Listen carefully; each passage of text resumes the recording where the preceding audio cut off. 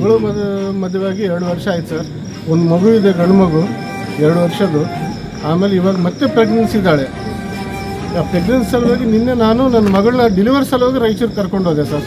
ನಾನು ಹಣೆಬಾರನೋ ಹಾಕಿದ ಗುರುದಾಯವನು ನಿನ್ನೆನೇ ಕರ್ಕೊಂಡೋದೆ.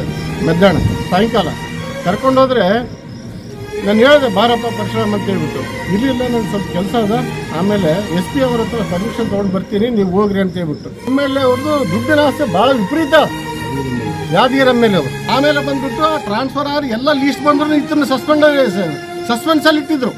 ಇದನ್ನ ಆರ್ಡರ್ ತೋರಿಸಿಲ್ಲ, ಪ್ಲೇಸೇ ಇಲ್ಲ ಇದಕ್ಕೆ.